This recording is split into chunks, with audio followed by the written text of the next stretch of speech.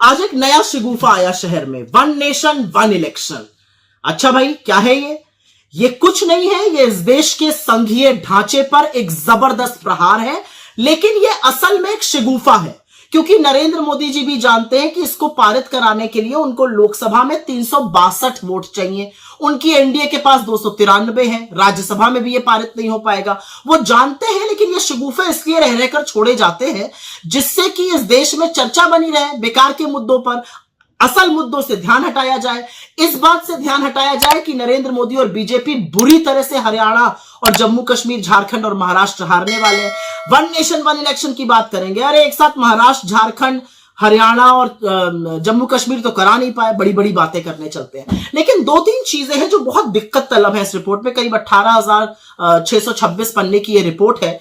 मुझे तो पहली आपत्ति खैर यही है कि इस रिपोर्ट के जो जनक हैं वो एक पूर्व राष्ट्रपति हैं, और ऐसा नहीं करना चाहिए था। पूर्व राष्ट्रपति को इस तरह का चुनावी काम, पॉलिटिकल काम ऐसी इसको नहीं हेड करना चाहिए था। मुझे तो ये भी आपत्ति है कि उस कमेटी में खरगे जी को नहीं रखा गया, जबकि वो नेता प्रतिपक्ष है राज्यसभा में। गुलाम नबी आजाद को रखा गया जो राज्यसभा के मेंबर ही नहीं है। उसमें साल्वे जी हैं जो मोइन कुरैशी के साथ पार्टी करते हैं। खैर, उससे हट जाइए तो उस रिपोर्ट की ही चर्चा कर लेते हैं।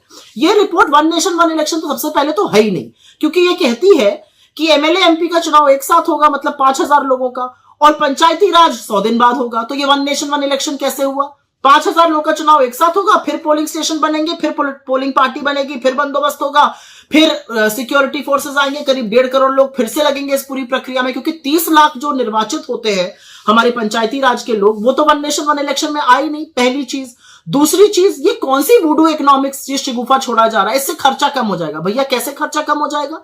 इसको कराने के लिए आपको 3 गुना वीवीपैट चाहिए, 3 गुना ईवीएम चाहिए, उनको बनाने के लिए आपको वक्त चाहिए, वो मैन्युफैक्चर होंगी अभी। लेकिन उसके अलावा सबसे बड़ी बात है उसमें जबरदस्त खर्चा होगा, ये खर्चा हम और आप वहन करेंगे। तीसरी बड़ी बात, ये पूरी तरह से राज्य सरकारों की अवमानना करता है। इस रिपोर्ट का कहना है कि राज्य सरकारों जिनका टर्म बचा रहेगा वो भंग कर दी जाएंगी, केंद्र उनको भंग कर देगा। क्यों भंग कर देगा भाई? और 17 राज्य सरकारें ऐसी होंगी जो उनका 2-3 साल बचा रहेगा 2029 तक, तो उनको क्यों भंग कर दिया जाएगा और वो क्यों ऐसा होने देंगी? और ये क्यों असंवैधानिक और अलोकतांत्रिक नहीं है? तो राज्य सरकारों को भंग कर देंगे ये। और इसमें एक बड़ी अजीब बात है, अगर कोई राज्य सरकार गिर जाती है तो वहां चुनाव होगा, लेकिन सिर्फ उस अवधि के लिए होगा जब तक लोकसभा चुनाव नहीं हो रहा है। मतलब चुनाव भी होगा, खर्चा भी वहन होगा, सारा बंदोबस्त भी होगा, लेकिन उसी अवधि के लिए। मैं तो एक सवाल पूछना चाहती हूं, मान लीजिए केंद्र सरकार गिर जाती है, जो बड़ी संभावना है मोदी जी की 2025 में गिरने की, तो क्या आप सारी राज्य सरकारों को भंग कर दीजिएगा?